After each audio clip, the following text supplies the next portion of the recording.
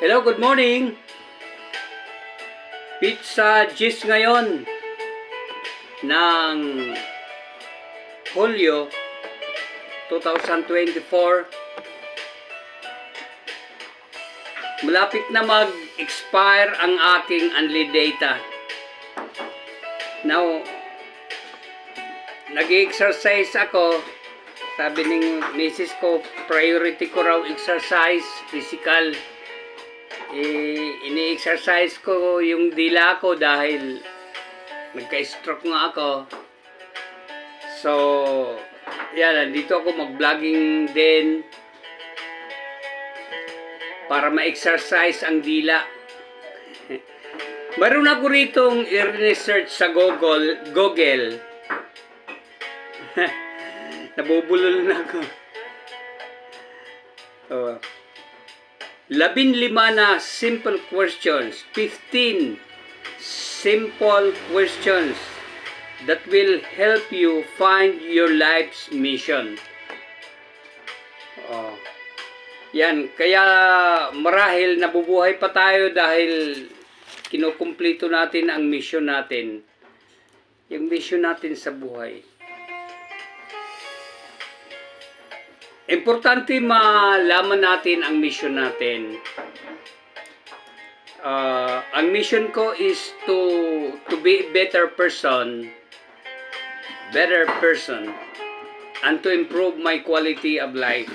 Para sa akin, ang quality of life is sharing. Yung may share tayo sa iba, yung tinatangkilik natin. Para sa ganun, masaya naman ang ating kalooban. Ano ang number 1 na tanong para mahanap ang mission natin? Simple lang po ito. Number 1, para hindi tayo humaba, what's the one thing I've always wanted to do? Ano bang isang bagay na lagi nating gustong gawin? Okay. Yan ang para ma-mission. Para sa akin, itong vlogging na ito, para mag-share ito sa inyo ng mga karunungan, magkaroon tayo ng skill o galing sa mga dunong natin. Number 2, if I would spend today doing whatever I desire, what would it be? Sabi nga, kung gagastusin natin ang araw na ito para gawin ang gusto natin, ano yun?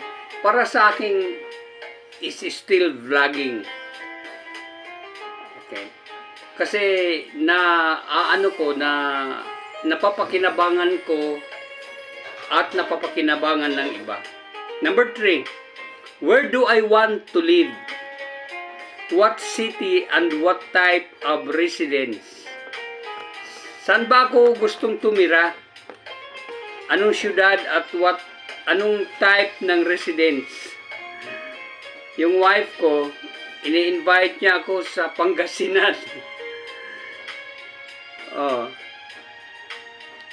Yan ang gusto niya at gusto namin at ano yon. Pero para sa akin, gusto ko kumuha ng loft sa condo. Doon ako tumira, lagyan ng siguro mga 1 horsepower na aircon. Then doon ako mag-vlog, 'di ba? Yan. So to be a better person and to improve my quality of life, yan ang mission ko. Ikaw, ano ang mission mo? Sa mga tanong na ito, mahahanap mo yung mission mo. Mga simpleng tanong lang naman ito, 'di ba? Number 4, where would I like to visit? Saan ko ba gustong pumunta o bumisita, dumalaw?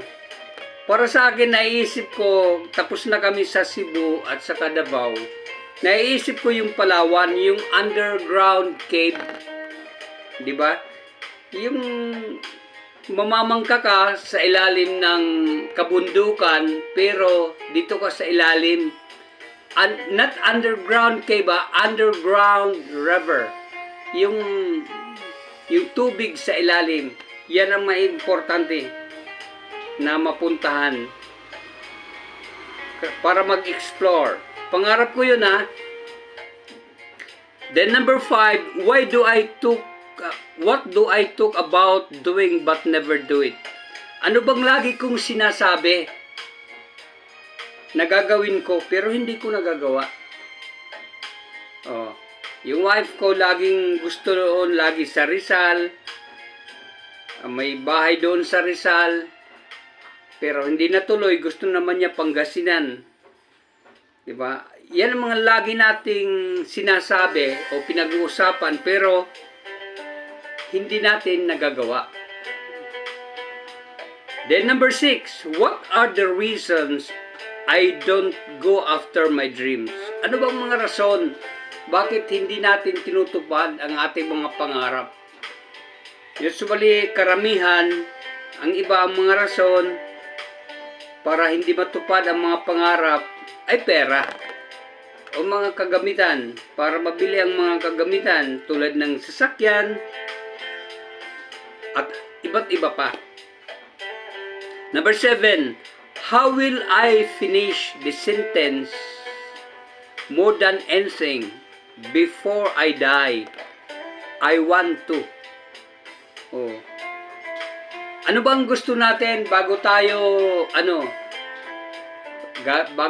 kunan ng buhay, maputol ang buhay natin? Ano bang gusto natin? Para sa akin, itong vlogging na ito, nakakarating ako sa inyo, nakikipag-usap ako araw-araw. So, para sa akin, natupad ko na.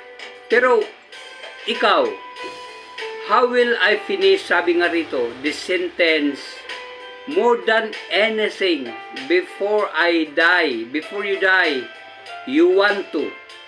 I want to. Higit sa lahat ng bagay, itong pangungusap na ito, sabi nga, higit sa lahat, bago tayo kunan ng buhay, gusto kong gawin ito. Diba? Ako gusto kong mabili yung mga sasakyan yang gusto ko. Ikaw, ano yun? Gusto kong mag-enjoy yung wife ko sa kanyang mga apo. Ikaw, ano yun? Number 8. What are the things in my life I would like to get rid of? Ano mga bagay na gusto kong iwasan?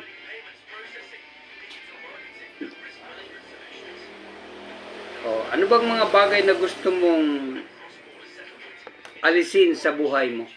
You want to get rid of. And number 9, which people in my life inspire me and why? Sino bang mga tao sa buhay mo nakaka-inspire sa iyo? Bakit? Para sa akin, sa pagsasalita, si Bongbong Marcos, yung presidente natin, magaling yan magsalita kahit walang script. Internationally, pero siya ngayon naman ay inuupatan ng mga tao. Nasa kanya yan din para mabago ang buhay niya. Number 10, if I were to make just one radical change in my life right now, to make my life better, what would it be? Susulat ko ito sa comment section na itap nyo ang read more para mabasa po ninyo. Kung magkakaroon ako ng biglaang pagbabago sa buhay ko, ngayon din, para maging mas maganda ang buhay ko, ano yon? Para sa akin, yung paglalakad, yung katulad nga ng wife ko ngayon, pinapag-exercise ako. Inuna ko muna yung dila ko bago yung pagtupi-tupi ng paa. Anong mga radical change anong radical change na gusto mong para mas maganda ang buhay mo, gusto mong palitan? Ikaw ang makakasagot dyan para matuklasan mo yung mission mo. Number 11, How do I feel when I put all my efforts into accomplishing one of my goals? Ano bang mararamdaman natin kung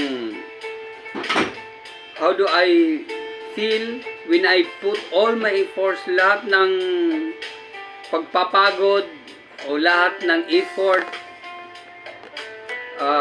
gagawin ko para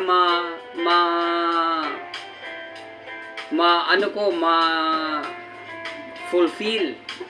Yan, matupad ko ang pangarap ko. Sa akin, mayroon akong mga pangarap financial, pero ang values ko, pangarap ko maglingkod sa Diyos habang buhay. Habang binibigyan ako ng lakas. So, number 14 o number 13, what's missing from my life? Ano ba ang namimiss ko sa buhay ko? Ano bang wala?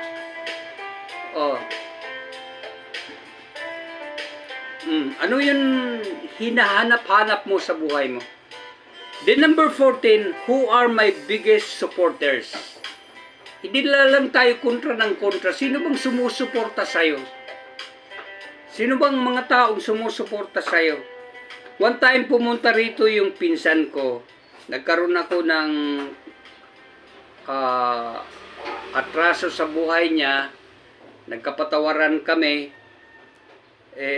Isa yan sa sumusuporta sa buhay ko. Yung wife ko, siyempre, bagamat minsan nagagalit, supporter yan ng buhay natin. That's number 14. Sino-sino ba ang mga sumusuporta sa buhay mo? Hindi ka na lang pinagagalitan lagi. Diba? And number 15, who gets in the way